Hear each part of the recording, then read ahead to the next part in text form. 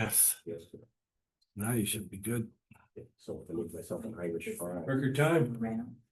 Record time. Yeah. He does really well now. I mean, Oh, he had it all set, right? Just sort of. But I got my. No, he had it all. Exactly. We should talk about it So tomorrow. it goes cold Sunday morning, like Okay. About the computer. Yeah. Oh, that's a yeah, you got a refrigerator. Did something on our laptop. Yeah, it was obvious that they. You know, the black and the white. Right. So we're playing a meeting here. And Yeah, these are a bunch of bangers. yeah, we can, Yeah. set it up and then we can leave it that way because we're meeting on Wednesday. The ITS meeting. Wednesday or Friday? Wednesday. It was last Friday, which you couldn't make. And then we wanted to wait till the board meeting, so she set it up for the switch Wednesday. It's good. Wednesday. Yeah. Oh.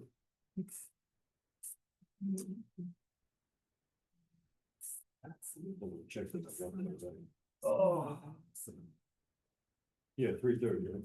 3:30, yes. Yes, If you all are comfortable there, that's a good spot. okay. Jim gives a little introduction and tells us where we are for the, How do we move the slides forward? Let's take a quick look so that, Sure. Just click on the mouse. okay, Left, so, I used the left one, but I had another cardiac catheterization. so if I want to go, You could see the one step, but you couldn't see the other one. You could use the arrows too. I just find Yeah. it easier. oh, there you go. Yeah. So young. He's got 2 days. understand? Yeah, what's And then funny if I is, want to go back to a page, love, like no geek, Yep. but I usually can find my way in and out of things. Mhm. But when you move to somebody else's computer, when they set it up. Oh, yeah. And which is- Day of your prime. We've got some people who really know.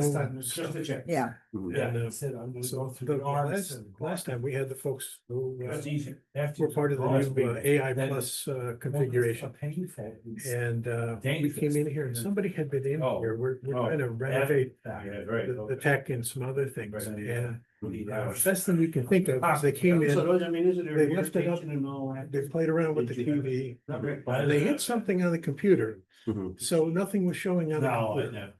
Except the healing. And normal. we couldn't figure it out. no, So you call them up. But- What are chances that they can show up from wherever they are on main campus, right? And just off main campus issue. And they showed up 10 minutes before the program started. We had people doing stuff, they set everything else up, but So a little bit. worked okay. But they showed me how they got there. They went, see, it's here or there. And it wasn't there when I, yeah, of course. So today, nobody reset it because I took it home. That was small. So Dave, since you've got to get up for the third slide to introduce yourself and how you started, Yeah. why don't you sit there so that you don't have to come all the way around the whole thing? Not like telling you what to do or anything, but there's a lot of trick material there. You don't want to go through that, no. That trip and fall material. Yeah, because honestly, nobody's gonna want to sit right in this No, front. and then I'll just come back and sit there too. So, yeah, it'll just save us walking around Okay, sounds smart. between the two. Excellent. Yeah, so we got that all We squared. got 2 bottles of water and more on the side if you happen to go through all those. Okay. Okay. There's not a lot there. Yeah, I left my tea in the car, but, Hmm. and I left my water in the car. We were comparing tea bags and Oh. brands of tea, and we have some brands and similar, but we have some brands that are different. So I'm gonna have to check out one of them. Yeah. No, Dave's.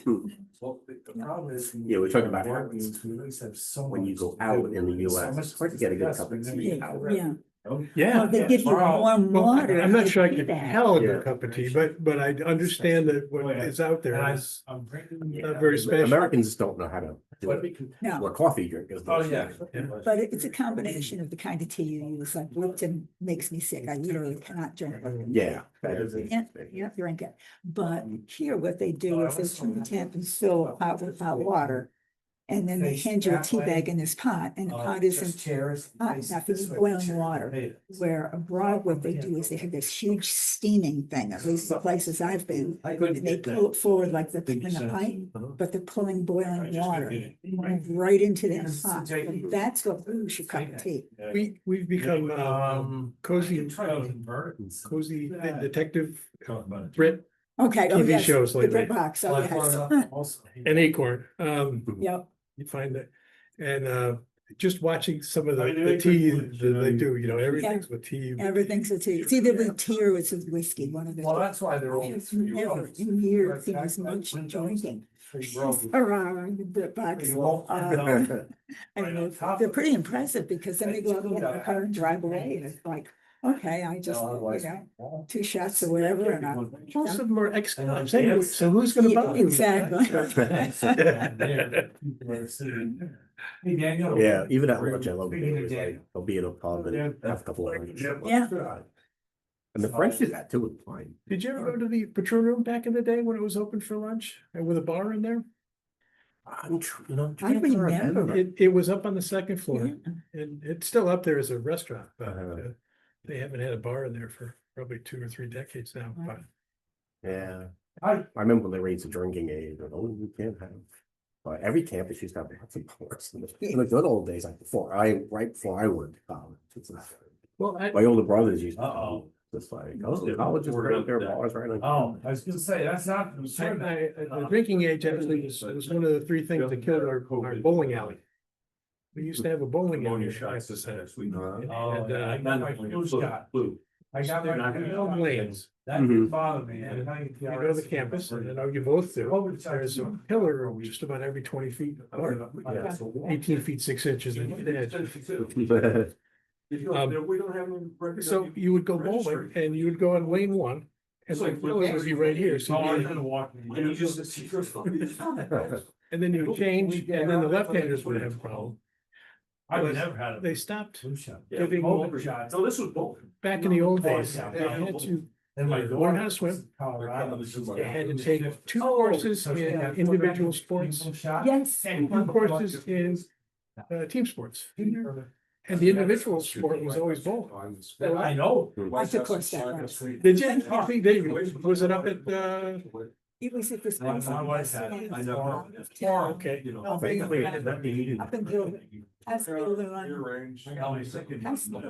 library, I think up in that area. Oh, yeah. Stable up there. There was, Friday, This is a long. there was a place, up just as you go over this, Twin Bridges. Uh-huh. On the left-hand side, University had a house there that you could do stuff. They put in a swimming pool that became a municipal stadium. And they had, The pharmacist says that's. they had a stable. Better. 8 horses. And, Yeah. it disappeared in the. I'm not gonna tell you, I'm not. 80. I saw my wife. So I thought maybe the horses. No, but it was called Dutch Stables or something, it's in Gilbert, it's still there. Stable is still there.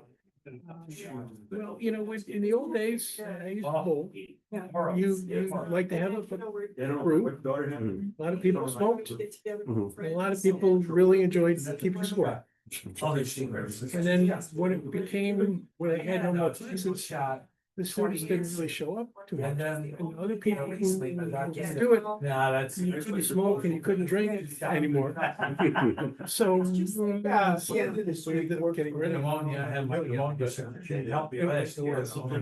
Talking to the Village Park and the Potsdam, you know, because it's got Potsdam College. She told me that I mean. for years we had a thriving downtown because there was lots of bars and, you know, and once they raised the drinking age, they just stay on campus now. They don't come out and they don't And for the first couple of years, everybody would do that. Actually, they got a really, get ready for the night, you know, a doctor, I don't know, pre, had a 60-minute. prepare in their own dorm rooms. His name is Dr. Peter. He's been doing a lot of. Up here, I think. Studies. He runs like an exclusive clinic for some. Oh. And I should he's- probably run to the boys here. It's the same spot, different, different door.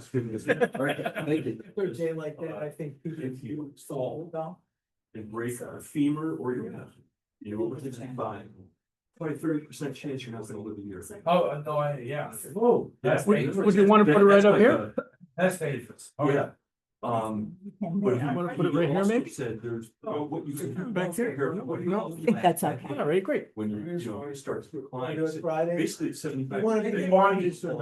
I think if we put him here, we're asking for trouble, because he's bigger than he looks. Yeah, But yeah. he's been pointing out that there's. It's not turkey. I think if we put him here, Any kind of testing, he said, no. well, I put him here just for thing. First one. He was just a second, or third star. Is critical. He said critical. Sorry. Good to see you. Marty, it's like I'm running for office. Yes, Bill's getting better. How you doing? About one shirt. Hey, Chris. Hi. Back to the old. Sheriff. He's got. Dodgers more maybe. I lived in Brooklyn when he left, so. My father And was. right after he left. Yeah. I also like. My father was. Giants fan. A Giants fan. It was one of the best World Series. That was, yeah. Amazing. Excited That's about your next speaker. Yes, yes. Oh, yes. And I took 3 in the West. Yeah, I'm not even. I don't even made it to one. I don't even. I'd like to be a person. We'll have to see. That's. Yeah. Yeah. Zoom is great, Well, they but you know, to be in He got person MVP. for something like that. Well, there are other things to do that day as well. Yeah, true. Yeah, I don't remember. I remember that. As I So we do programs, which are hybrid. Measurement height. There you go. Zoom, And we then have what ways, happens we have when- That's what connection. area. That's what I take you.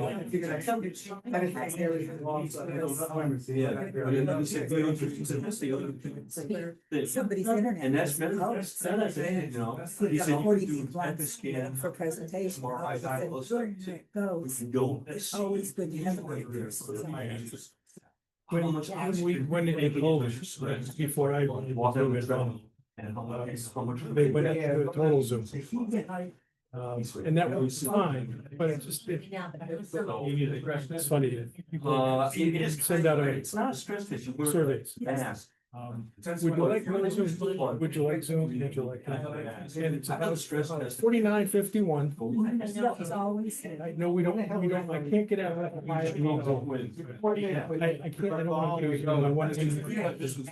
Find the same thing, and so we have 4 person, we have a Zoom too, so 4 hybrid. There's a lot of, And another I'll 5. email, I sent it to some of the. Just to- That are like a side page.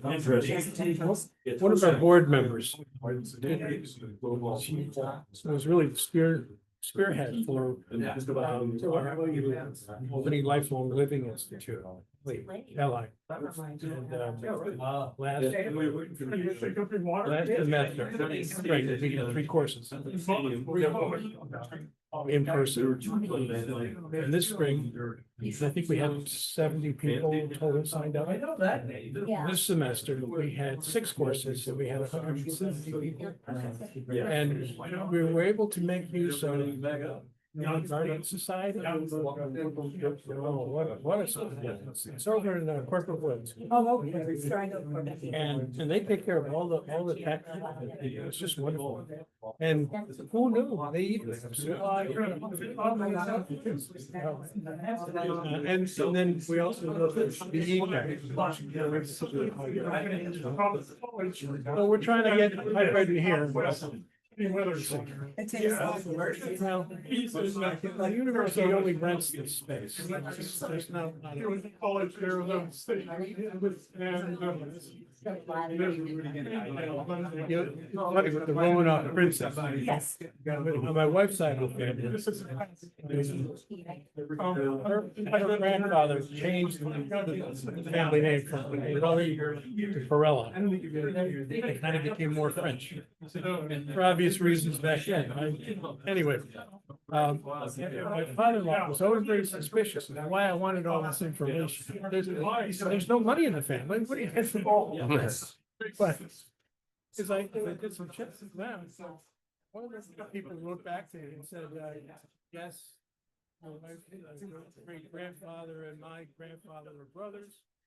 And, one of the things we found was Cardinal Richelieu is in our family. Not sure how you do that. How do you become a cardinal and you beget people? Legitimate. Yes, that's good. We'll talk about that.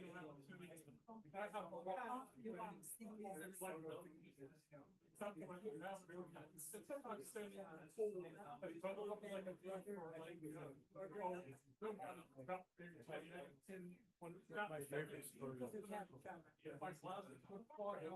More than 15 years ago, I got a note on the internet. One from I think because of we have online. I think because come to find out still an artist. That's most of it. You know what I would say? I mean, I have a workshop in Berkshire's. I got to come right to it. You want to have lunch? I don't know. So, this is almost 12 years ago. Started supplies and held lunch. See, we're talking on the phone back and forth. The door opens. She's your height. Asian American. And I'm thinking, oh, so Brad, my sister, and she loved great grandmother.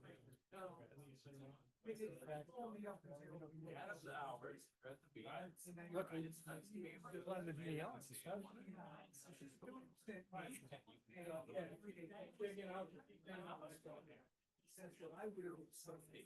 And the job I had a couple more minutes. That's why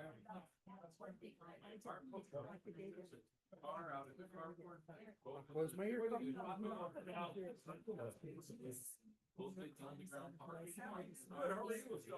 I saw that scrolling through the Times too. I didn't read it, but So you.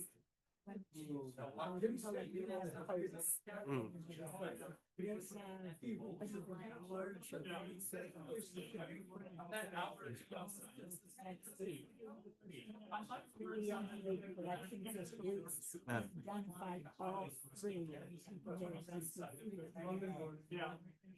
cool. So we talk DNA, like, well, it's up to you, but it was amazing. It's in yesterday's paper, I missed it. But for some reason, because I was busy, I said, today I at least looked at the headline. And I saw the green headline that says DNA leaks in real estate. And the rest of it, oh my gosh. So I live in Houston, August, with burger or whatever, needed as they were. Gloves on. With the whole thing. So that's how Dumb is. well, we were so careful sometimes, you know, on phones. So these guys know, like, whatever, I was like, I got to the DNA. Yeah. You know, nowadays with facial recognition, cameras everywhere, and DNA, it's like it's almost impossible to get away with crime anymore. In Wisconsin, they've had CCTV for years. Oh yeah. People get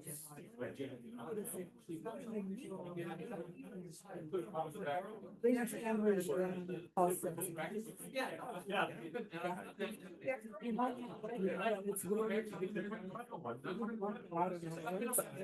Where I'm going, I won't forget that I need to. But anyway, that's. It was a new thing for me. We got a dozen for you. It doesn't. And get people on Zoom too. They were talking about You're talking. having surgery.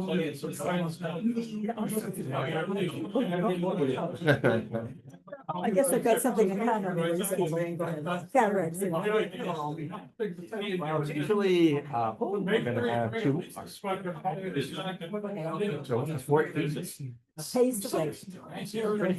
Pretty good.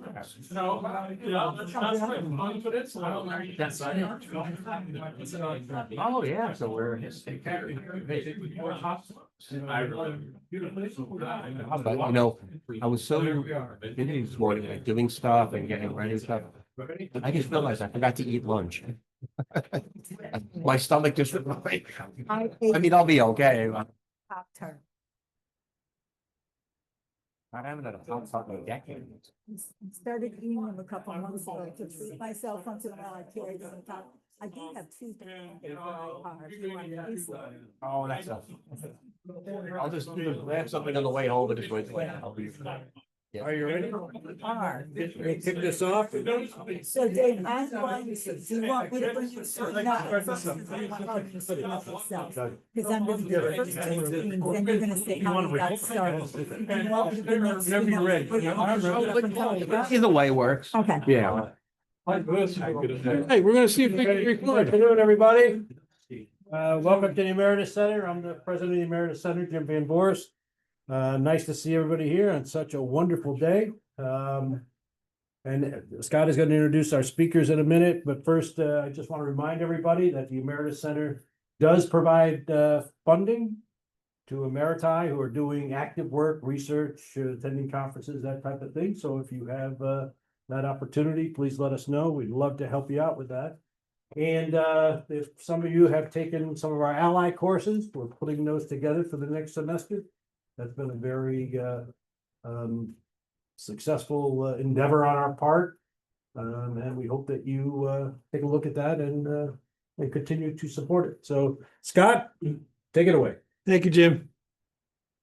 Good afternoon and welcome to the University Emeritus Society's 6th presentation of the fall semester. Today, our topic is genealogy, and we will learn how to explore and develop our family trees to a certain point. And before I introduce our guest for today, if you'll give me the chance, I'd like to mention our final presentation for the fall is in 2 weeks, November the 17th, when we'll have a panel discussion entitled Food for Thought. And the subtitle is What It Takes to Have a Healthy Diet. Sorry, I'm not a good advocate for that, obviously. And why it's important. And maybe that's the part where I really am the.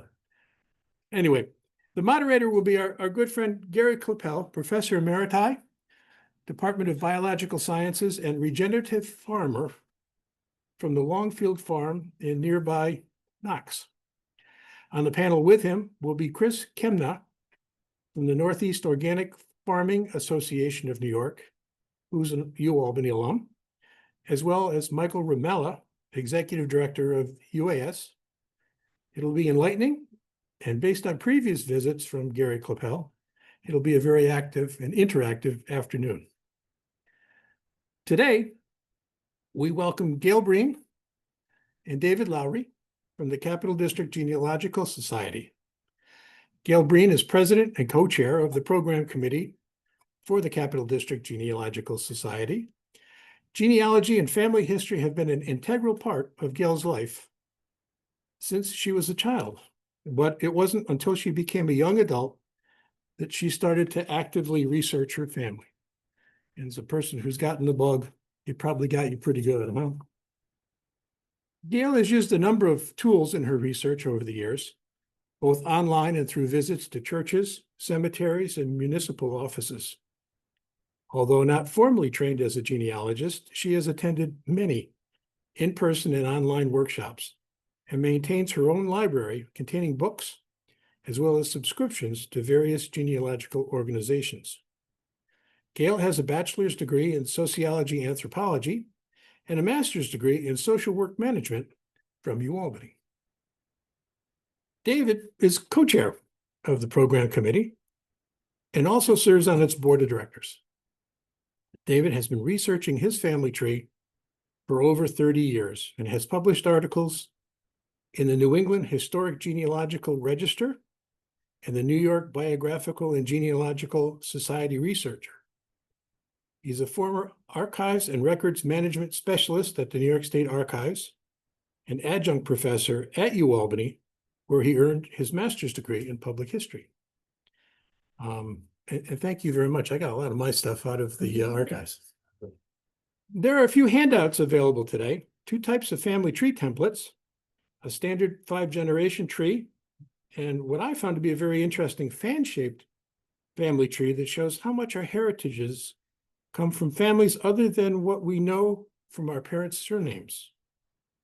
I actually brought mine. It's partially done. I'd be happy to show it to you, but all of a sudden you realize that you've got this nice big fan, and the part where your surname shows up is here, and there's all these other folks all over the place. It's kind of interesting.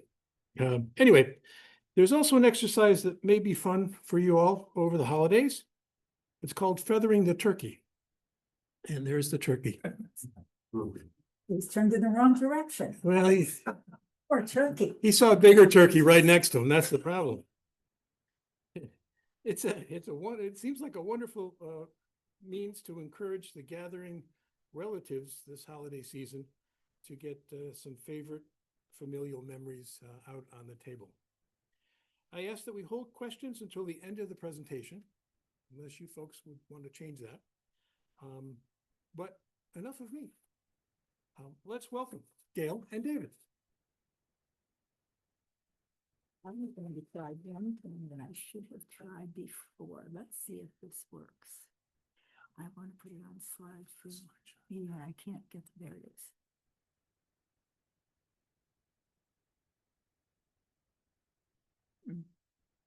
It's not coming up. How about you?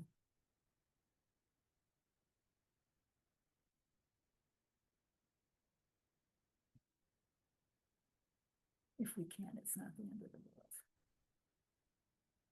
We're trying to get it just in slide show. You just said, from. Yeah, we tried that. Yeah, and then we can go to. If we- Resume slideshow. Yeah. Now go, get down off there's a red banner that said enable editing. I don't think if it's not enabled, I don't think you can open. Oh, that's a good point. But pull the mouse down on the slide. There you go. Now, There it see is. that yellow banner? Okay. It's middle. Why isn't what you? We can go as we are. Yeah. I think I need this button now when you're just showing information. Yeah. It won't go to presentation. Yeah. For whatever reason. Oh, Well, we no, can- wait, I Go don't. under, but you, it says resume slideshow. Enable. Yeah, go to resume slideshow. Which is, Right. okay, right there. No, go, yeah, Yeah. down there, no, down into the box. It's a little red dot. Yeah, go down. Right on the words. There. There it is. Aha. Great. Okay, good job, everybody. All right, who's gonna say it this time? How many? How many maritime people have Okay, let's see if this works. We don't want to shake the fingers on the touch pad. Okay, it's gonna work. Okay, good afternoon. On behalf of Dave Lowry, my colleague, and I'd like to welcome you to what I hope will be a really informative session on not just genealogy and specific ancestors, but that larger family that we're going to talk about as well. And I love this title. Is that a Romanov princess in my family tree? So many of us have heard from relatives, oh, we're related to the Romanovs of wherever, or we have a relative who came over on the Mayflower, or Aunt Sue told me that we were with the original colony of Jamestown. Sometimes that's true, sometimes it's not. And this is where genealogy and Agatha Christie have a lot in common. They're all about mysteries. Did you really have that Romanoff in your family tree? Did you really have an ancestor on the Mayflower?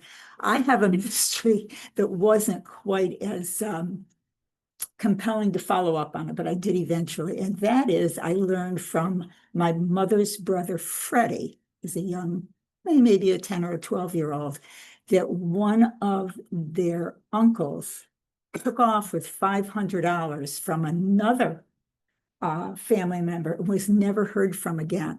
So this was the kind of family I was from. I had a great uncle that robbed $500 from his brother and took off. So that was my mystery. But these are the mysteries that drive us, whether it's the Mayflower, the Jamestown colony, the Romanoff princess. They do drive us. So I'm going to let Dave, let me go down. Dave introduce himself, and then I'll come back on. Okay.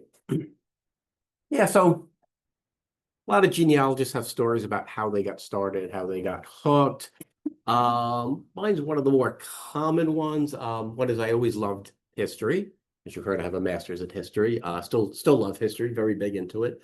Always enjoyed family stories when I was a kid. You know, your parents and grandparents, talking about some of your kooky old relatives, you know, and they tell funny stories about them, and I would ask questions. But I really got more interested after my father had died. I was still relatively young when he died, unfortunately. And that started a deeper interest, right? Because you start wondering about, you know, well, what was he like as a kid and all these other things that you never thought about asking him, because, you know, he was just Pop. He wasn't like a real person. He was your father, right? So, but then you start wondering about those things. And as far as background goes, my research is in the British Isles, including the Republic of Ireland and in Germany. And now, yeah, would you like to talk about?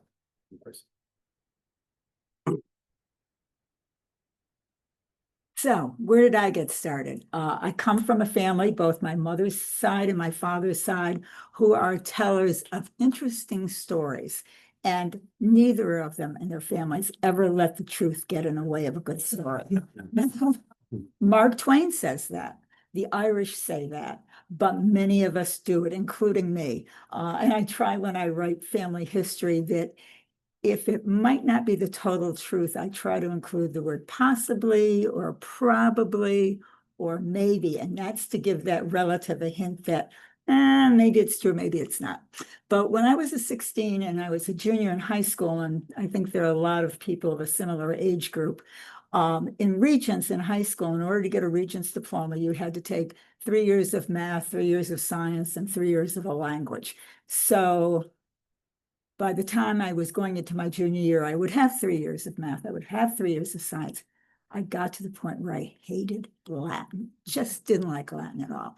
I went to Amsterdam High School, which at that point was a big high school with a variety of languages. So my guidance counselor said, oh, sure, you can change to another language. How about French or Spanish? I said, no. What else is there? She said, well, there's German. And I said, oh, that's great. My grandfather was from Germany. So I decided to switch to German in my junior year. And I went over to visit my grandmother one day. She lived across the street. She was a widow, had been since 1941, very proper lady. She referred to my grandfather, is your grandfather the late Mr. Buckner? And that's the way she referred to him, to us grandchildren. But anyway, she was thrilled to think that somebody was going to be able to read all the letters that came from Germany. He came over in 1892 as a 12-year-old, but letters followed him. And there were letters from World War II that would have broken your heart. Cousins that had no food, no money, had been displaced. And she asked me if I wanted them or if I knew somebody in the family who wanted them. And of course, it was like me, I want them. So that was where I really got started in doing some research. So this is where we are today. We're 3 weeks away from Thanksgiving. Probably you are tired of putting your menus together, putting your guest list together. What do you want to do for the next 3 weeks that's not really related to putting that food on the table? We talked about having a 5-generation ancestry chart. Now you have to remember with the 5-generation ancestry, it's your direct ancestors. So you have 2 parents, you have 4 grandparents, you have a great-great-great-grandparents, and you have 16 great-great-grandparents. That's your ancestry chart. It's family, but it's more specific than just family. So we recommend that you start out with that 5-generation ancestry report. Plug in everything you can. Can you remember all 16, or do you know all 16 of your great-great-grandparents? Probably not, but the more you can fill in, the better. So start there. If you don't start there, you might end up going down a rabbit hole. And we'll talk about rabbit holes in a minute. You remember Alice in Wonderland, and she went down the rabbit hole. But then now's the time to check out the closets, check under your bed, any place you've stashed stuff that family has given you over the years, because a lot of this information might help you fill out that ancestor chart. But has anybody got stuff under the bed besides me or in the closet? Good, I hear laughter. I know there's a lot. Okay, feathering the turkey. This is my friend, the turkey. My oldest daughter gave us this turkey back in 2015, well before the pandemic. And it was a way for us to come together as a family and just talk about a relative. And we would take a specific relative. We have the turkey, we'd have it on a table, and we would determine a genealogical topic. It might be, what did you remember about Sue? Aunt Sue, or do you remember when Dad and Mom got married twice? My father's leave was canceled. They panicked. They went over to Massachusetts. They got married. They came back. His leave was back on. The minister in the Methodist Church in Amsterdam didn't want to marry them because they were already married, but he took pity on them and married them. So anyway, that's what we do, is we take a feather and everybody writes a memory on that feather, okay, about that person. And then during dessert, if it's not too rowdy and not too loud, somebody would read all the feathers off. But whether or not we got a chance to read the feathers off, there would always be the opportunity for people to find out and keep that, because whoever feathered the turkey, usually me, had to write everything up. So I have feathers going back to 2015 by year. And even the 2 years of the pandemic, what we did was all of us, and there are usually around 25 people at the tables, all of us Zoomed for dessert. We picked a specific time we were going to have dessert, and we feathered the turkey during the dessert. So it's a fun activity, and it takes your ancestors and turns them into real people. And that's what we want, is not just ancestors, but real people.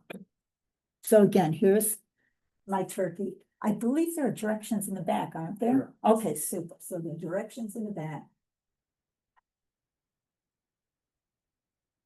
So where do you want to go from here? And this is the Alice in Wonderland story. Alice comes to a crossroads and she doesn't know which way she wants to go. And she looks up and there's a Cheshire cat looking down at her.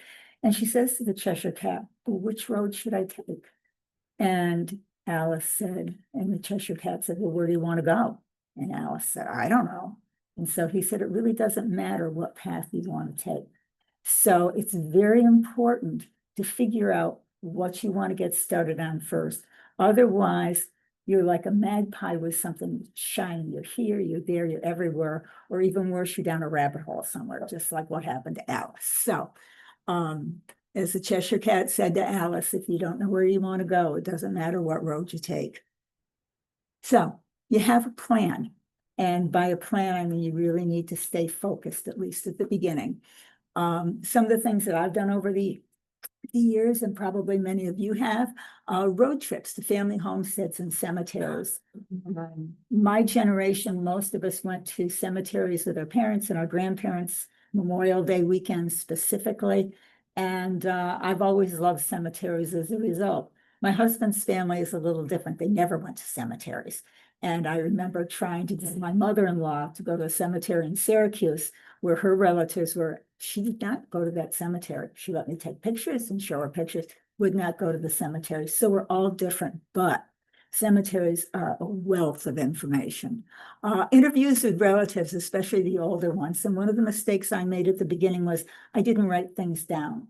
As I got older and more mature and understand that my memory wasn't going to last forever, I started having a questionnaire. And even though I didn't ask all the questions in order, I jotted something down by each question that would remind me of their answer.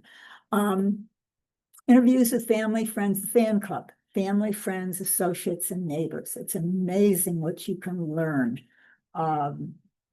just by including all those people in the group. Collecting stories, you know, and again, sometimes there's more fiction than there is fact, but collect those stories. And then what David's going to talk about is research, research, research. So I'm going to hand this over to Dave and let him do the hard stuff.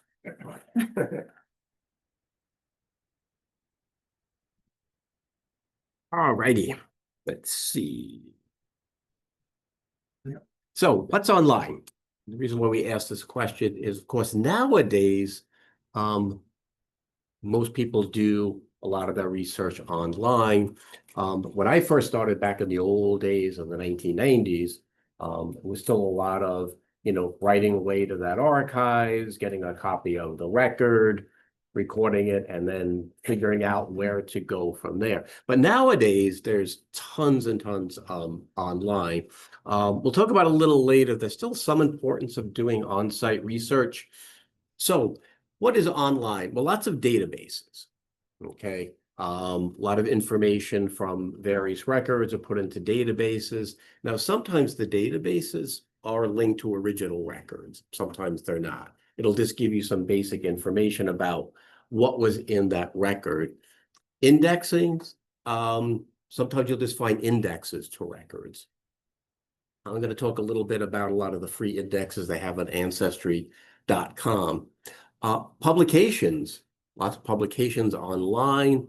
Now, these are the ones where, of course, the copyright has expired, right? And you can find them on sites like Google Books, the Internet Archives, the Hathi Trust, places like that. And those kind of publications, and oftentimes you want to look at these early in your research. So now you know what little town great-grandpa came from. But you're going to want to start researching that town, finding out why did people settle there, where they had come from before, where they might have migrated after that. It'll give you all that kind of information so you can help trace him through his life. Also, a lot of times family histories are published, but you do need to be careful with those old family histories. It was basically just from information that people collected, usually through correspondence when they were doing that big family history.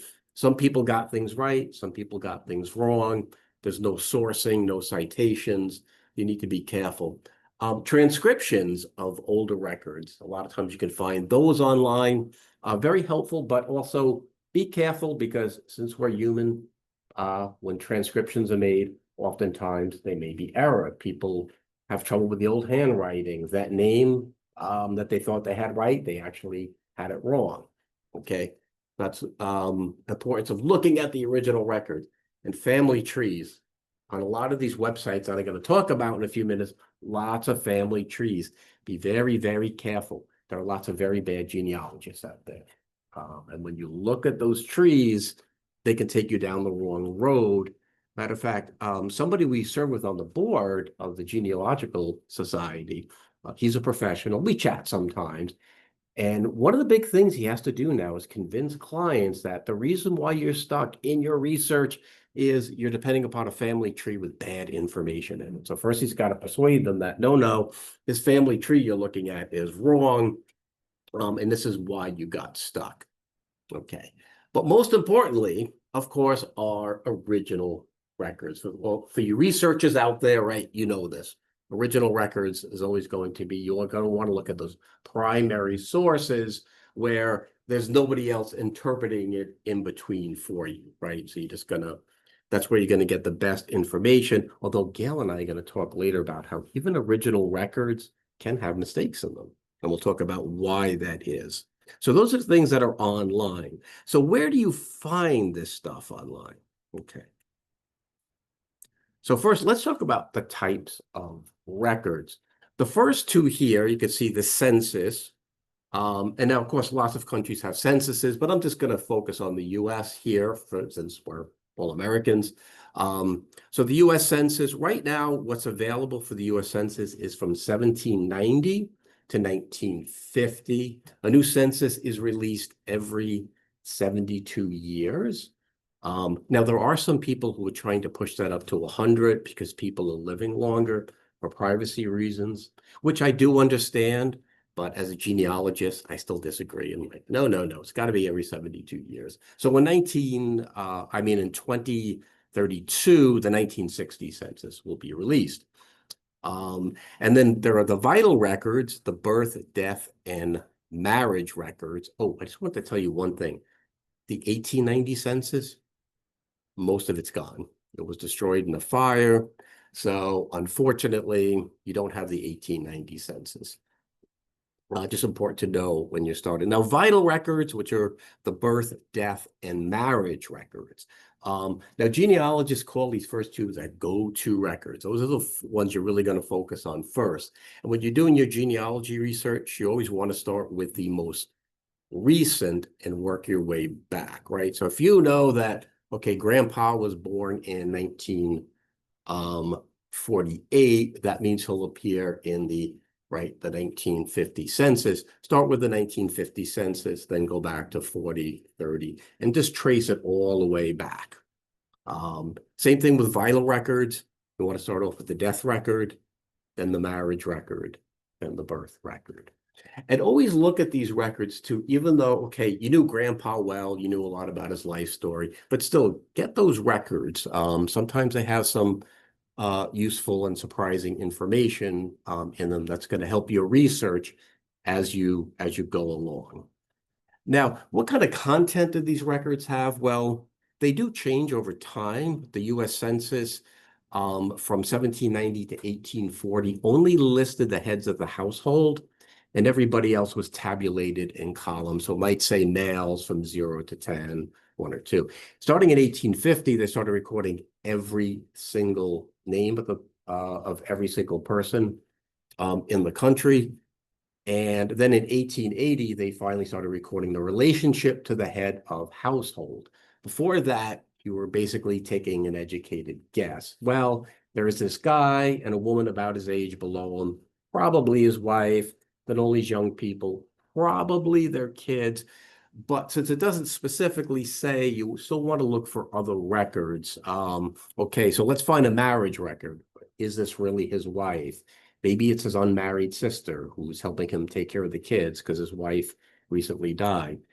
It's his wife, but is it his first wife, second wife, third wife? People, especially the further back you go, unfortunately, lots of women used to die in childbirth. It wasn't unusual for a man maybe to have 2 or 3 different wives in his lifetime.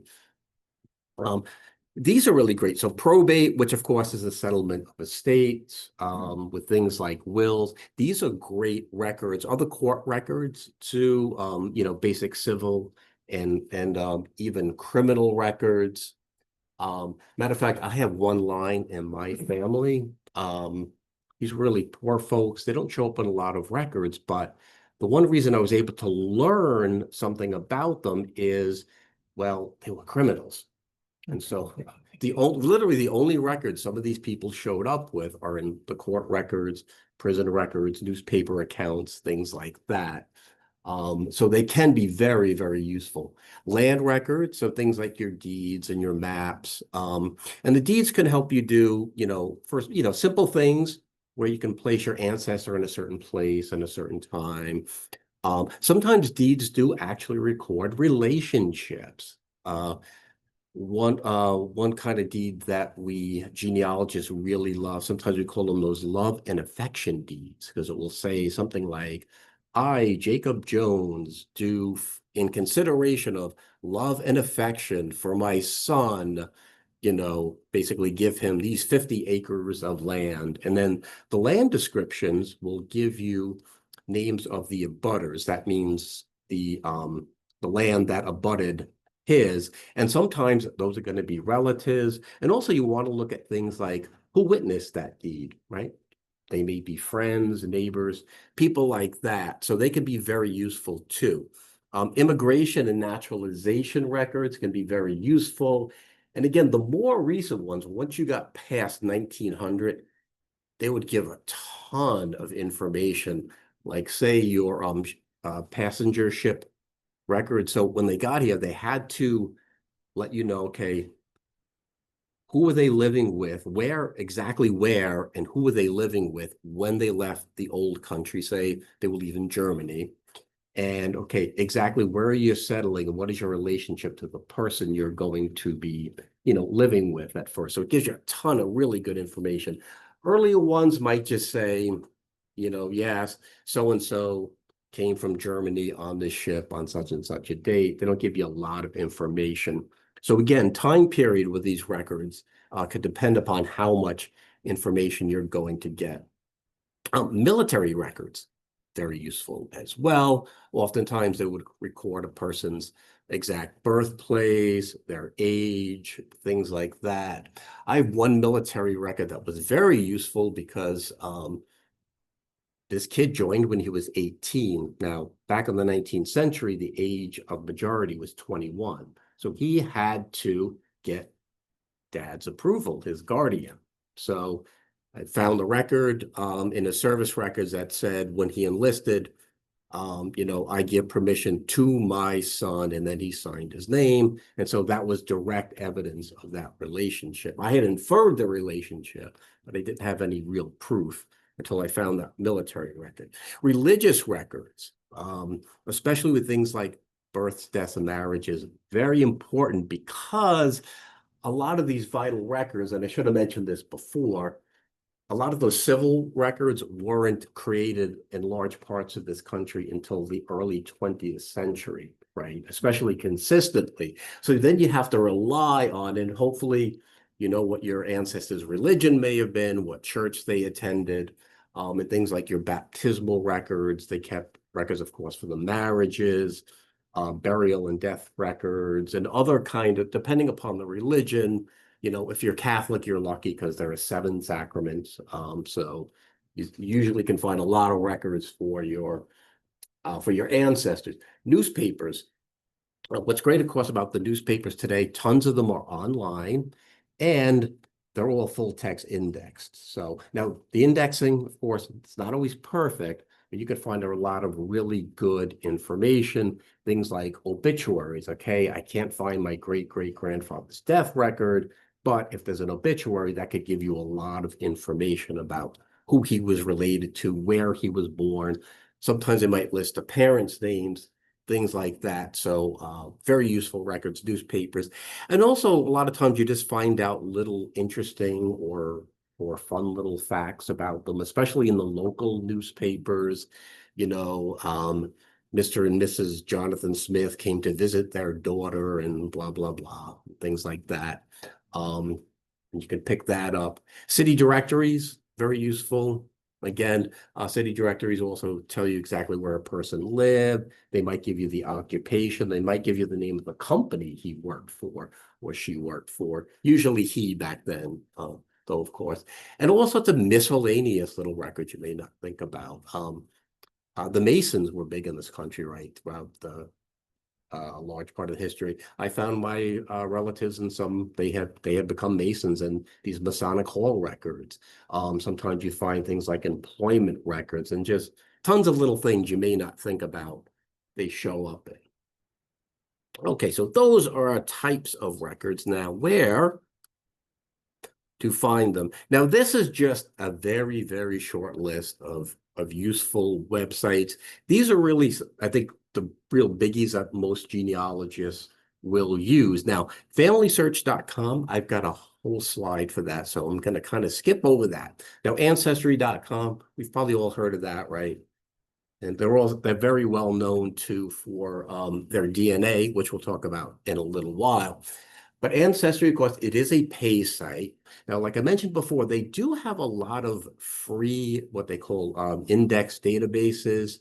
And if you just Google Ancestry free databases, you should get a direct link to it, and you can use that. Now, of course, they're going to keep trying to pull you in and, get you to sign up and pay money. And it's a good strategy because what might happen is you'll start getting more and more curious and you'll be getting these hits and they'll say, oh, no, you have to pay for this. And sooner or later, you're probably going to give in. So just to warn you.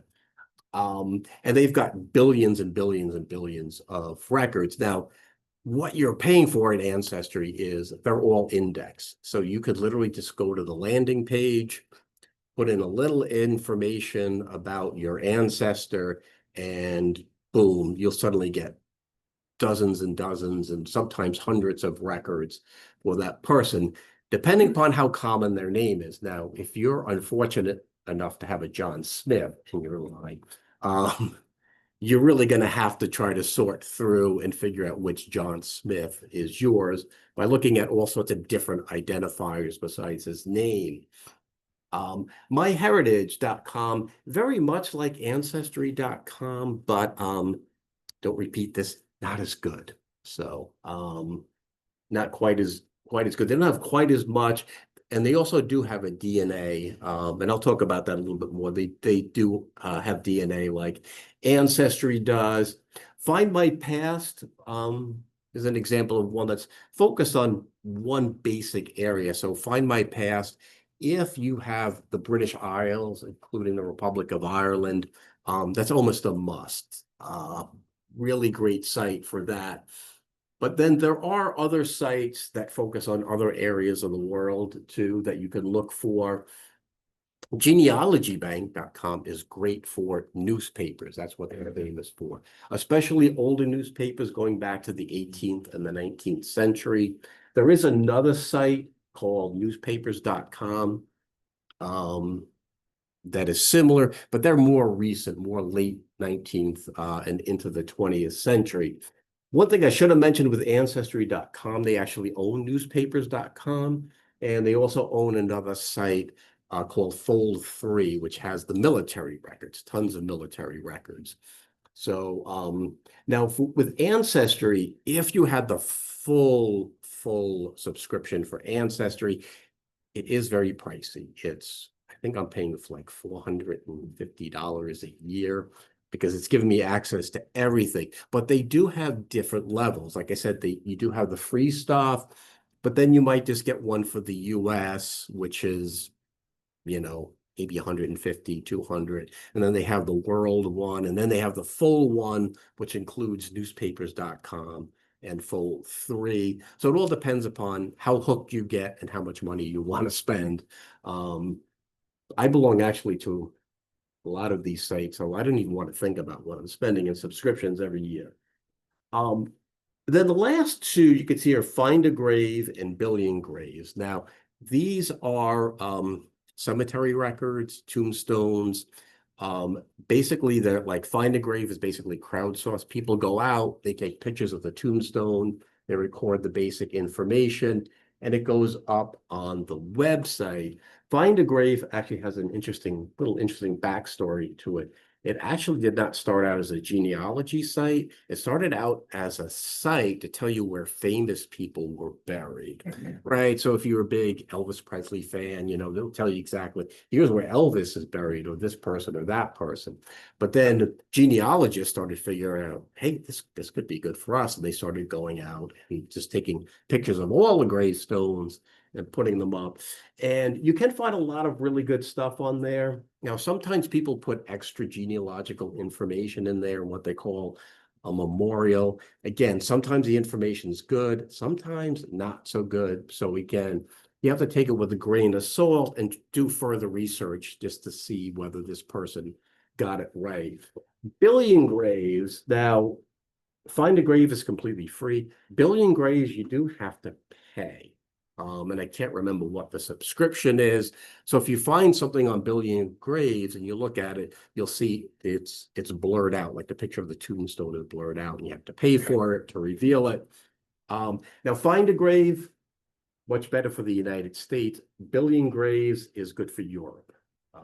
It's more focused on Europe than the United States, although they both do both, but that's their strong areas. How deep is the knowledge, like an ancestry of Western Europe in terms of depth? Oh, the amount of records they have. Yeah, really for all of Europe, they've got tons and tons of really good records. They've got like I've used old German church records going way back. Same thing, they now have a lot of the Irish records going way back. for all the different countries. So I'm glad you brought that up, because let's now go and look at family search. And I'll point this out in a moment. So familysearch.com. What's great about familysearch.com is, see this last point out here, it's free, completely free. And they've got tons and tons, billions and billions of records from all over the world, right? So a lot of the pay sites, they do tend to focus more on the US, Canada, and Europe. Here, you will find more records for places like, say, I know they have a really good collection for Mexico, Latin America. So people who have some maybe who are non-European, or maybe have some non-European lines, Family Search is really good for them. Like I said, it's free. So the site was created and it's maintained by the Church of Jesus Christ of Latter-day Saints. Some people may be asking, why would a church want to do that? Now, are there any church members here? No, who might? So I'm going to see if I can get this correct. I might be oversimplifying. Well, anyway, members of the church, they have a religious ceremony called sealing. So they're sealing the family over time. So it makes genealogy a very important part of their religious beliefs. So years ago, what they did is they started going around the world and microfilming records, right? That was the big, great records technology up until about the turn of the 21st century. And they stored all these records out in Utah, right? They had the big family history library out there in Salt Lake City, and they had multiple copies of all this. So you could go to your local family history center, which is usually attached to the Mormon temples, and you would order the microfilm, right? You'd fill out, remember carbon forms? You'd fill out a little 3-part carbon form. They would call you when it came in, and you would go and you'd look out on the microfilm machine. And how many people have used microfilm? Yeah, because I'm sure we have a lot of researchers here, right? Yeah, very clunky, kind of a pain. Matter of fact, I still use it to this day, because some places you go, they still only have microfilm. But then about a decade ago, they decided we're just going to digitize all this film. They stopped shipping it out. And they completed it, what is Gail, about a year or so ago? I think they said they literally digitized everything. Now, some of the records are locked when you look. So you go and you look at the catalog for, say, some town somewhere where your ancestors live. You see they're locked. Now, I can't say I understand this, but in some cases, the original legal agreements they signed with the town, the county, whatever organization they signed it with, had certain restrictions in it. So what you have to do is you have to go to one of the local family search centers and look at it there. So if you go there, they have a bunch of computers you can use, and you sit down and you look through it that way. Now, one concern when, I tell people about this site, because it's run by the church, is like, they're not going to start proselytizing or sending me emails and trying to get me to convert. They don't do that, I swear. No one's ever contacted me or tried to get me to convert, anything like that. It's free. It's there for everybody to use. Now, one thing about Family Searches is a free site. They do rely on volunteers for indexing. So some stuff is indexed, the majority of it's not, which means you have to basically browse through the records. Except recently, they did something great. They started full text indexing, right? So basically, they're using artificial intelligence that is reading all that old script and handwriting. Now, not perfect, but for we genealogists who have used it, we've made some big breakthroughs, because it will go through, say, you could look through an index for deeds, but it's only going to show you the grantor and the grantee, right? But when you do the full text indexing like that, you can find things like, again, who were the abutters, who were the witnesses to the deeds, and that can give you some really, really great clues. But I don't think it's at the stage where you can rely on it, because it's not perfect. You'll get some weird hits, and obviously it's going to miss sometimes. So if you know your ancestor was in this town at this time, you still might want to read through those old town records to see if you find them. And again, like I said, the best thing, it's completely free. So there's lots and lots of websites out there, a lot of them free. So the National Archives in the US and in a lot of other nations. Matter of fact, recently I was looking at the National Archives of Poland, and they've actually have digitized a lot of their records and put them online. A little difficult to use because I don't know Polish, but they're there though. Library of Congress has a lot of great stuff online too, especially old maps, photos, things like that that could help you with your research. Most state archives, including the New York State Archives, again, tons of stuff online, and most of it's indexed too. Local governments, hit and miss. Some local governments do. Cities more, large cities more than say small towns or villages are going to have stuff online. Or sometimes they might just tell you what records they have, and then you have to contact them to get copies and things like that. Local libraries and historical societies. What I love about a lot of the local libraries is what they're doing now is they're taking the old, little town newspaper, digitizing them and putting them online. And again, you can get some great information out of those things. Again, things like obituaries, marriage notice, but fun little things. I found in one up in Kingston, New Hampshire, that my great-great-grandmother, had a beautiful aster garden.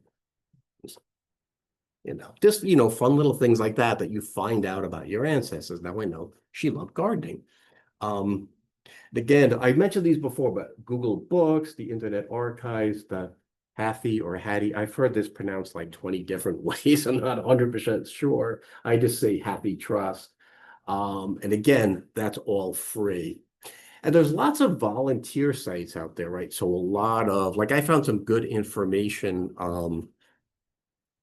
The Lowell, Massachusetts Historical Society had created index to a lot of the local records, just put it online. And also you want to talk to folks in historical societies or public historians. You'd be amazed how much information they just have in their heads that may not be available anywhere else. So, and again, I always recommend, when you're looking to say, free site for Polish records or German records or whatever. Matter of fact, there's one for Poland, if anybody has Polish background here, called Genetica. And what they're doing is, and it's all volunteer, so it's all free, and they're scanning and indexing all these old Catholic church records, because Poland, of course, is almost exclusively Catholic. So if you got Polish ancestors, that's probably where you'd find them. And I've helped my spouse because he's 100% Polish. So, and I found lots of great stuff for him on there. But remember, not everything is online. So you're going to have to go to the archives or library sometimes. Over the past decade, I think I've been to the Vermont State Archives like 5-6 times because they got a lot of good stuff that's just not online yet. So you want to check, your archival catalog. Some of you are probably familiar with these. WorldCat, Archives Grid, your NUCMUC, which is the National Union Catalog of Manuscript Collections. Many libraries and local histories have really nice genealogy collections. They usually have a separate room, which I'm sure most of you know. It's usually named after a prominent member in that community, and it's the local history and genealogy room. I've used a lot of these. They could be very helpful. And of course, you're going to need to visit town halls, county courthouses. I mentioned the National Archives will have a lot of great stuff online, but they still have a lot of great stuff that's not online. So again, you may need to contact them, or, if you're ever up for a trip. And actually going to where your ancestors lived can be really neat, really fulfilling to do that. Like Gail was talking about, visiting cemeteries. Well, when you're standing there at that grave, you're thinking, wow, 150 years ago, my ancestors were standing at this grave for the funeral of this person when they were we're putting them to the ground. It's a kind of neat feeling. Okay. Let's talk a quick bit about DNA, because DNA, of course, has become very, very big in genealogy. So there are 4 basic types of DNA. So one is the autosomal, and that's what you find in ancestry.com. There's Y-DNA, mitochondrial, and then finally X-DNA. So autosomal. So we all know, right? We have 23 chromosomes, right? It's that 23rd where you'll find the X and the Y that determines a person's sex. So autosomal, that's the other 22 chromosomes, all right? Besides that 23rd one. And what's great about autosomal is it's every single line going back, right? Like Gail had mentioned, you got 2 parents, 4, right? It's exponential, 8, blah, blah, go. It just goes all the way back. So on all those lines. Now everything's got a downside, right? So that's the good side, right? The downside is after about the 4th generation, it gets a little spotty whether you'll actually match up with somebody. So you may have a person who the records are telling you is your 3rd cousin. So you're thinking, oh, okay, we're going to both take an ancestry DNA test and, we'll match up. You might match up, you might not. That doesn't mean that you're not related, because the way it works, and of course, I'm going to get into some of the science here as best I understand it, is when you get your DNA, right? So you get half from mom, half from dad, obviously. But each set of genetic material is a bit different. So it's been described as a cocktail, right? It gets shaken up, and right. So your DNA is going to be a bit different from your siblings, so that they always tell you, hey, test all your siblings. And I've seen this, right? So I had a couple of my siblings tested. I might match up with somebody and I might share 75 centimorgans. That's the unit to measure your genetic material, where one of my brothers may have 0 and vice versa, right? But if my brother matches up with that person and I don't, that doesn't mean that I'm not related to that person. It just means that that little bit of genetic material didn't make it down to me, right? So that made it down to mom, but mom gave my brother that little bit of genetic material, but she didn't give it to me. So it does mean I'm still related. So now, Y DNA. So great thing about Y DNA, okay, it's reliable back 24 generations, okay? Much, much further back than the autosomal. Bad thing, of course, is Y is just your dad's line, obviously. It's from father to father to father to father. It can be very, very useful, but again, it's limited. So, of course, if you're a woman, you may be thinking, I don't have a Y. What am I going to do? It's like, well, obviously you can ask, if your father's still alive, ask him. If you have a brother, if not, maybe an uncle, something like that, a male cousin, you could do that.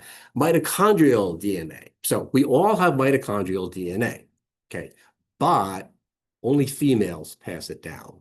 So if you want to do your female line, meaning from mother to grandmother, blah, blah, blah, all the way back like the Y, you would use the mitochondrial DNA.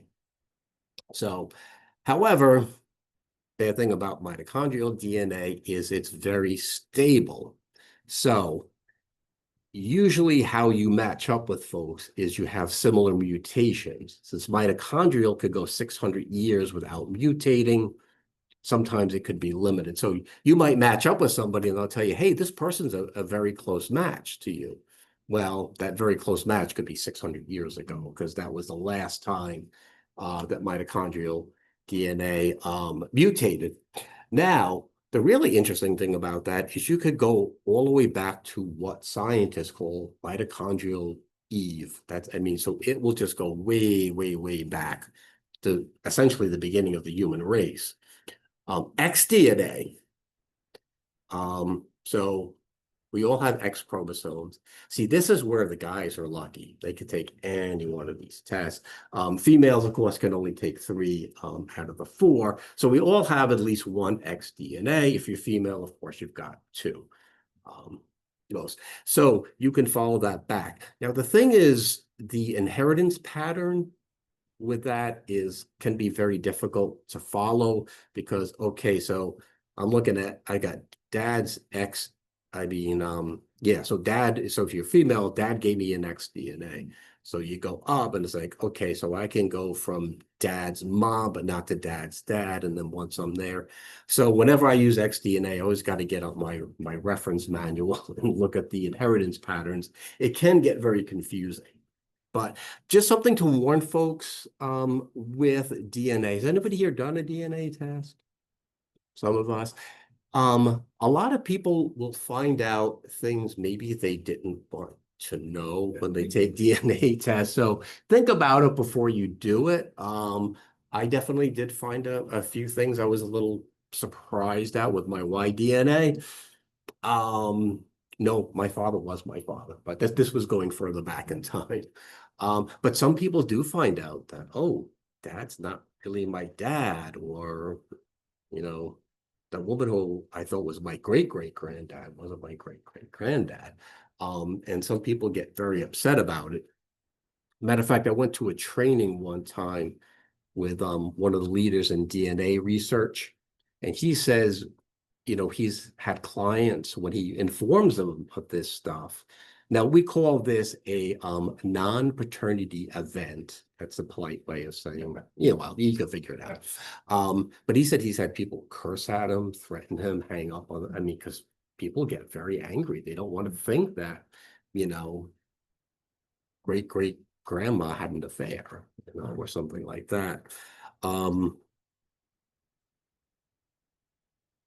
So, if you part where did you want to come up? We'll both do it together. How's that? Yeah.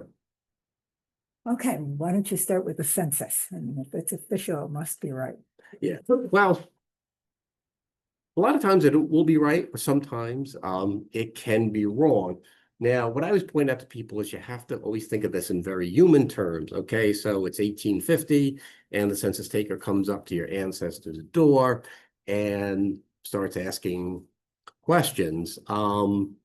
Well, first of all, what if they're not home? He might actually go and talk to a neighbor. So the neighbor tries his best to answer the questions, but doesn't always get it right. Or sometimes people didn't always know. So if it was, mom who was home, dad was out working in the field or whatever.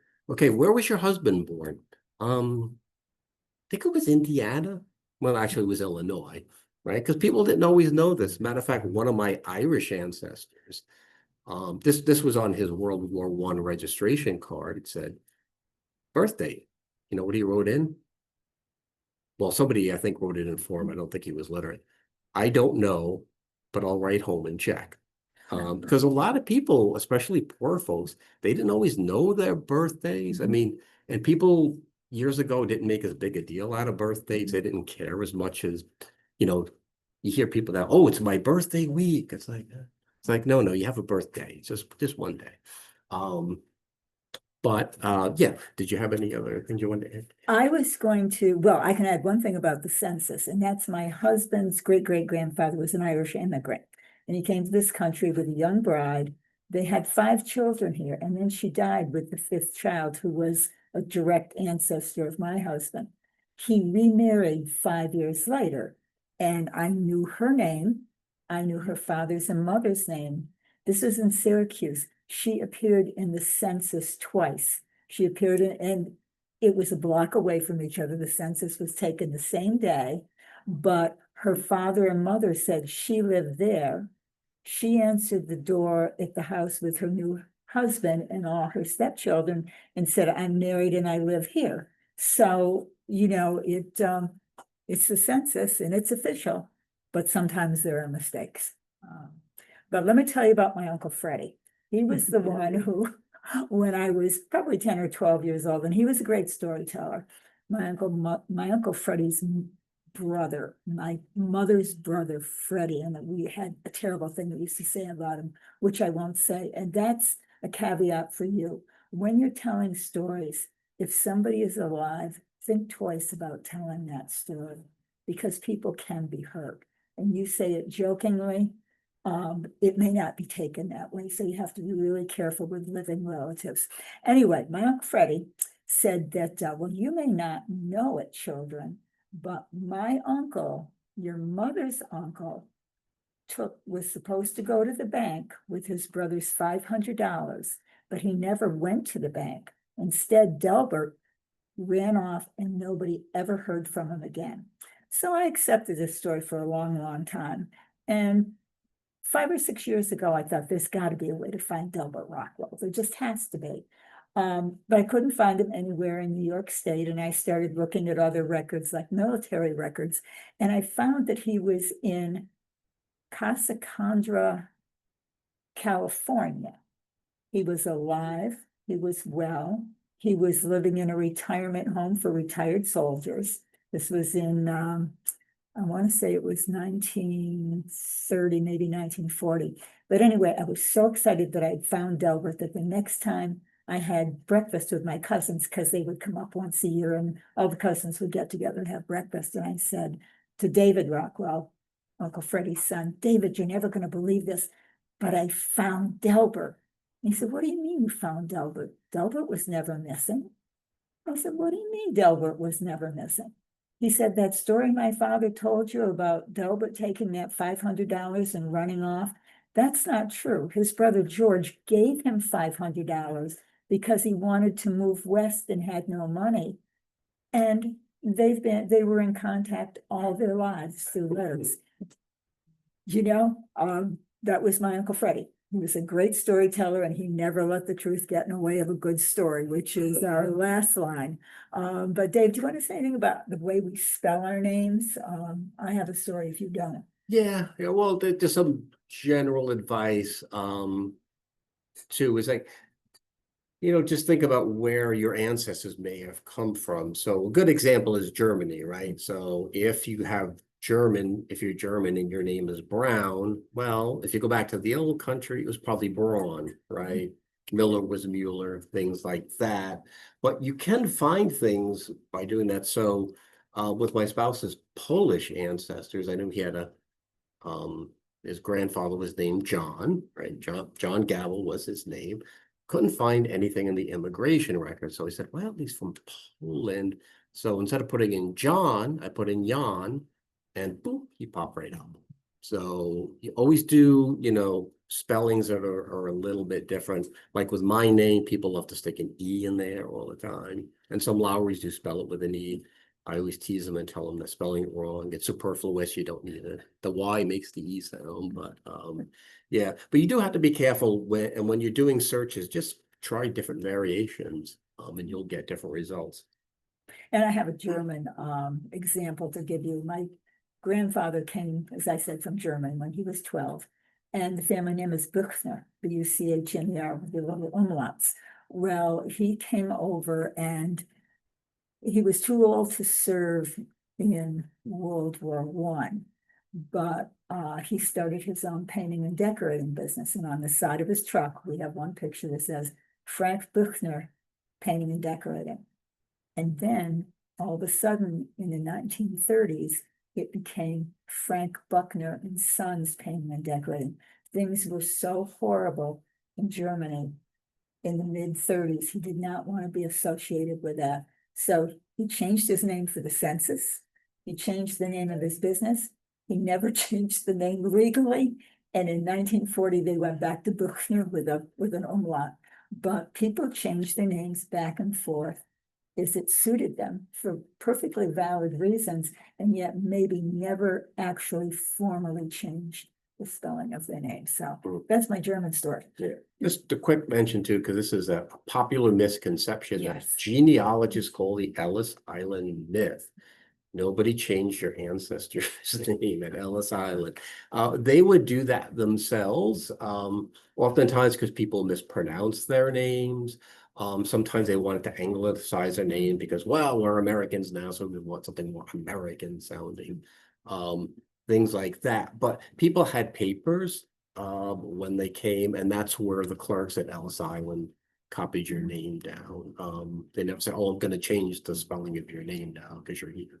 They also have interpreters or people who spoke different languages. I think I remember. Yeah, reading that yeah. they- Yeah, they did. So, yeah, so nobody forced your ancestors to change their names. They did that. But a lot of them were changed there What's that? at Ellis Island.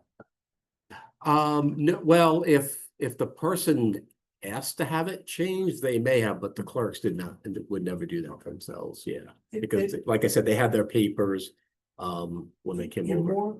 more than ever, it would happen in the local municipality. Mhm. They would say, well, now we're the United States, States, yeah. let's change our names, that sort of thing. Yeah, they wanted to fit in, they wanted to be Americans. My grandmother never learned to speak German. She was very proud of the fact that she never learned to speak German because her parents, who were right from Germany, said, "We are in America now. We will not speak German in this household." So Yeah, I give you one example too, again, for my spouse's family.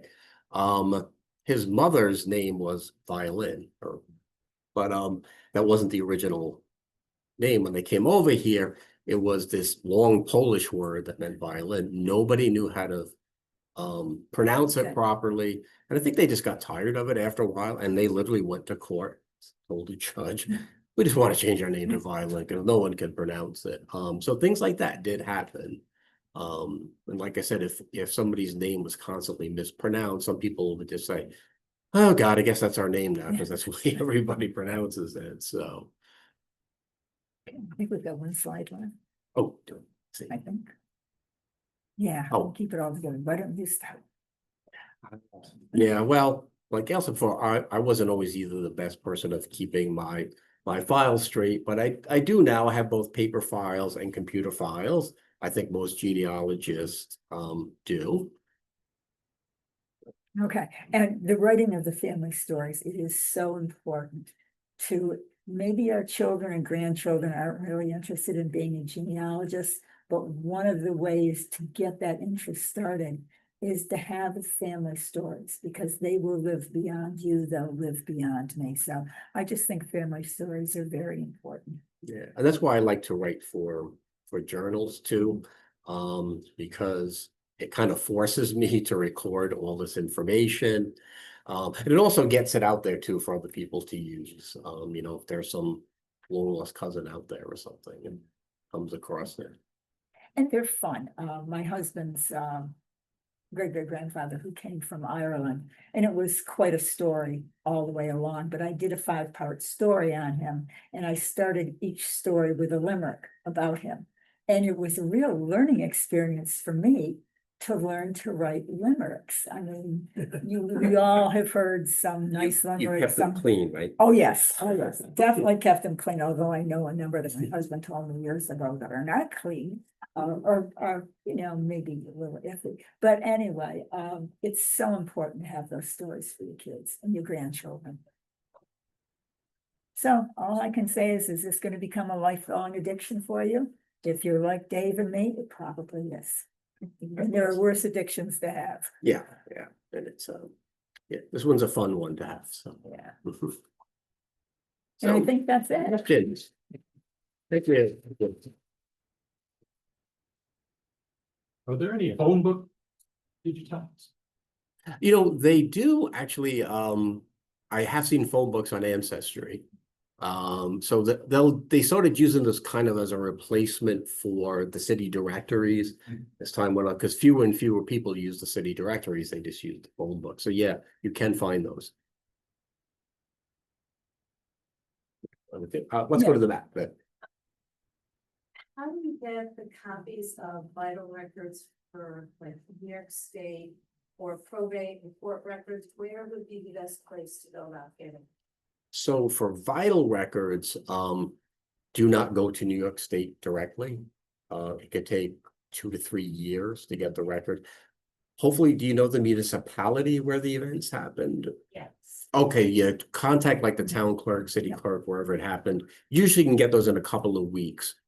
This is a related question, so, part of my family came from Palmyra, but before the Morgan, the Mormons, and before John Smith.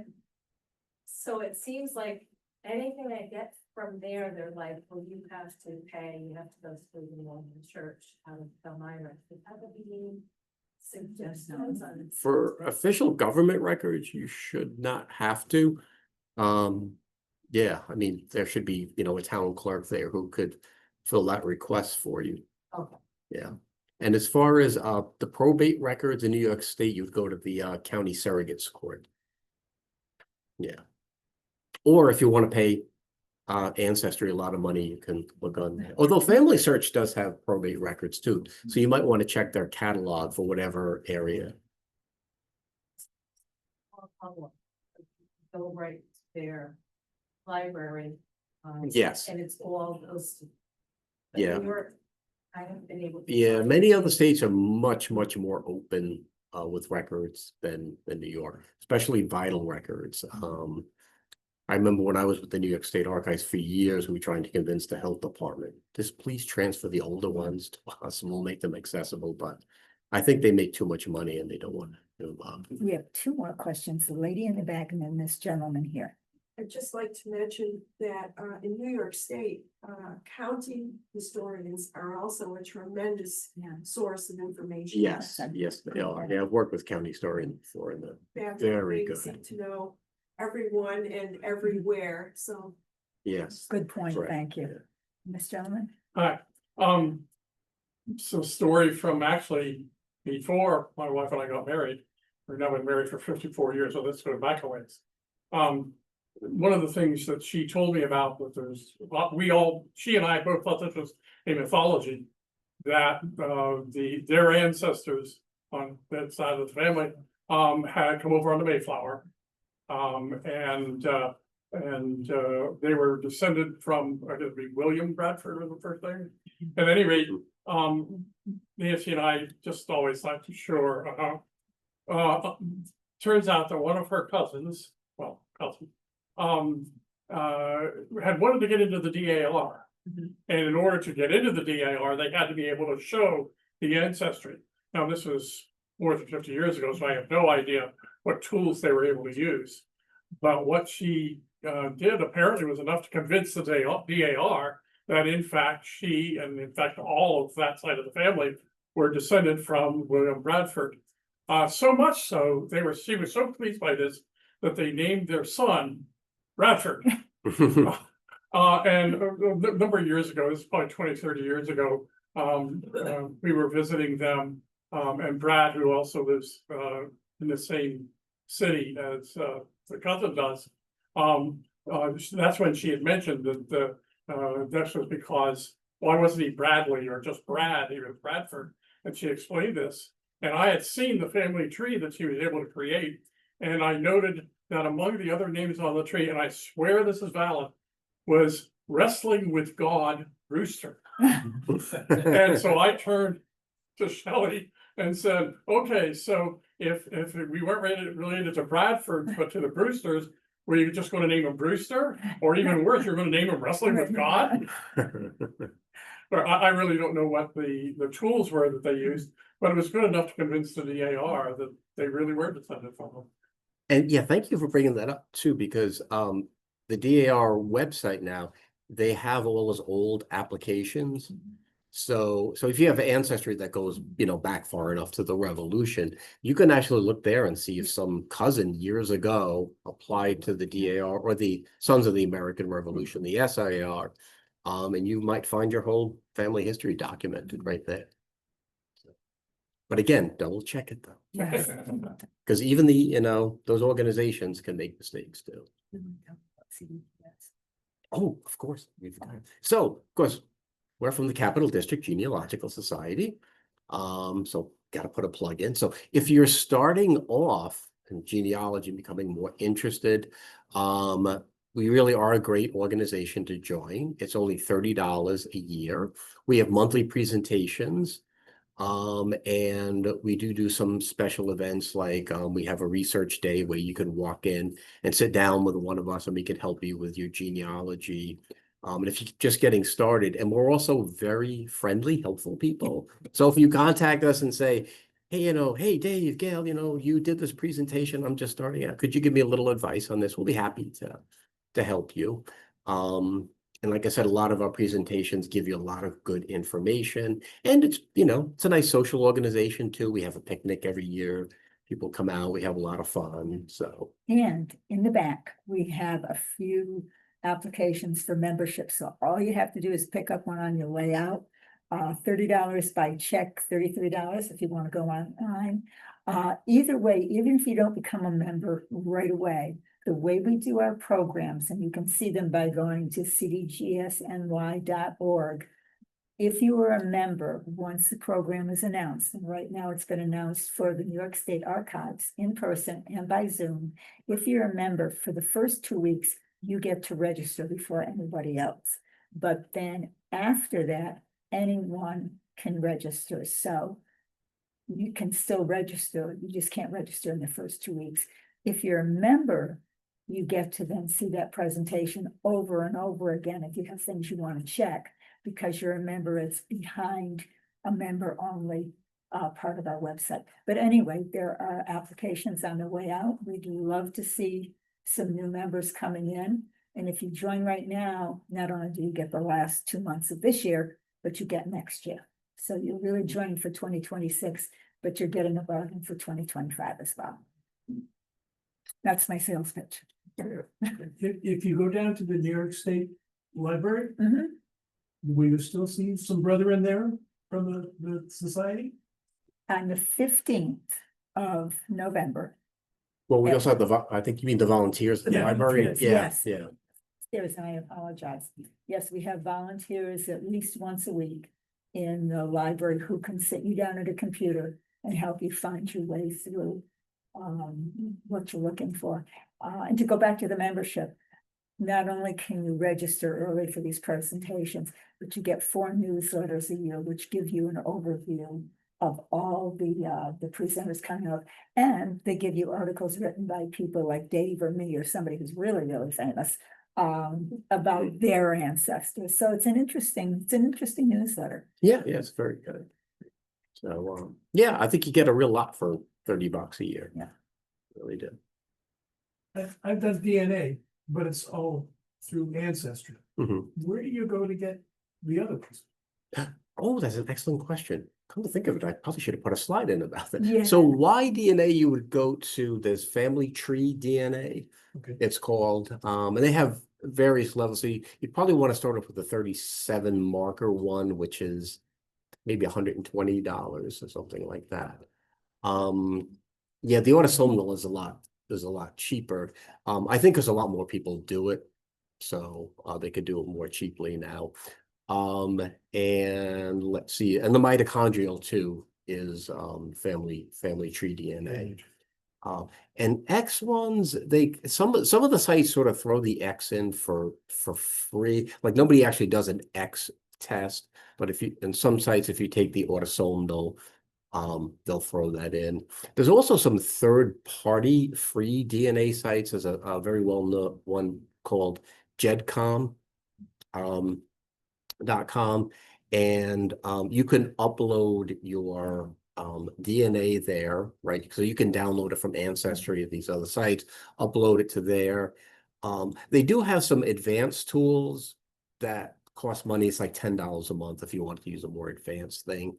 I am on that site. I don't use it too much because I get a little confused by the site. I think it's much more technical than other sites. So if you're more a sciencey type person, you might find GEDCOM much easier to use. But and this it's a good way though to match up with people who may be on another pay site, right? So if you don't want to keep paying to be on various different sites, if you just put it there, that you might match up with some other people who aren't on Ancestry. And So- one more thing about DNA. For those of you who read the New York Times in the morning, you have nothing else to do like I do at 5 o'clock.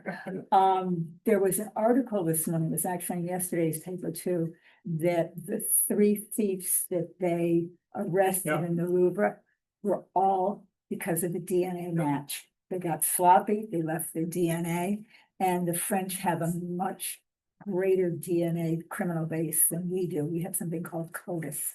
CODIS, I'm not sure what theirs is, but anyway, they arrested 3 people because of a DNA match. As smart as they were, they got sloppy. They took off their gloves and did other things and. Anyway, Okay. so, More questions? Thank you so much. Well, thank you. That was fun. it was fun. Yeah. It was fun, Sarah. Thank you so much. Yeah. You enjoyed doing that. Turn this off. Okay. Unless you want to do, excellent. The escape and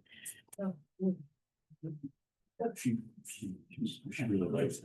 it's, One of the things about taking the ladder, when you and I put. I was gonna ask a question about